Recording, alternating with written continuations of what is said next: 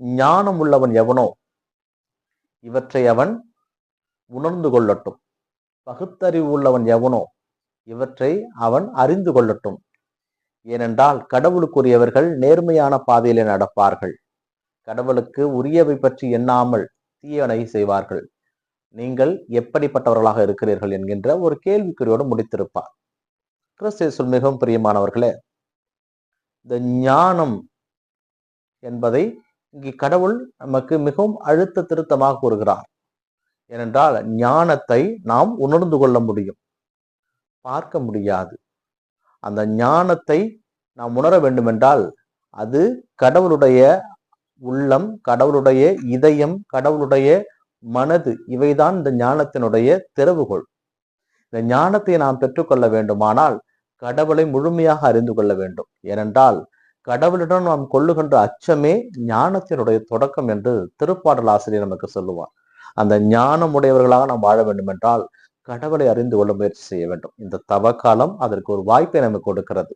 நாம் முழுவதுமாக கடவுளை அறிந்து கொள்ள இந்த 40 நாட்கள் நமக்கு மிகப்பெரிய ஒரு வாய்ப்பை கொடுக்கும். அதிலே ஏறத்தாழ 22 நாட்களை நாம் கடந்திருக்கிறோம்.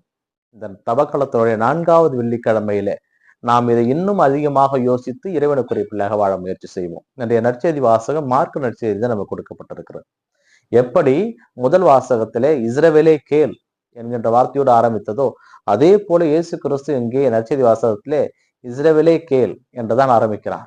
உன் கடவுளாகிய ஆண்டவரிடம் உங்களுடைய முழு இதயத்தோடும், முழு உள்ளத்தோடும், முழு மனதோடும், முழு ஆற்றலோடும் அன்பு செலுத்துவீர்களாக. அதுபோல உங்களை நீங்கள் அன்பு செய்வது போலவே உங்களுக்கு அடுத்திருப்பவரை நீங்கள் அன்பு செய்ய வேண்டும் என்கின்ற கட்டளையை கொடுக்கிறார். அவர் சொன்ன கட்டளையை அந்த பரிசேயர், மறைநூல் அறிஞர் இயேசுவிடம் திரும்ப அழகாக சொல்லுகிறார்.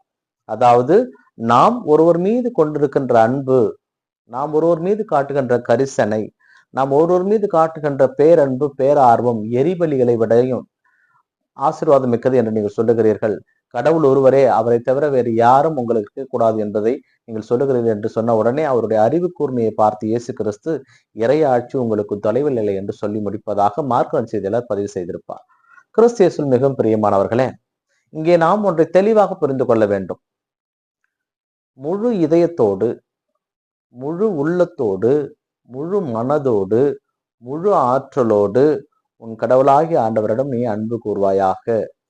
அப்படின்னா இந்த உலகத்திலே எல்லாவற்றிற்கும் மேல் கடவுளை மட்டும் முதலில் அன்பு செய்யுங்கள். இந்த உலக செல்வங்கள் அனைத்தும் உங்களை விட்டு போய்விடும். இந்த உலகமே ஒருவேளை இல்லாமல் போய்விடும்.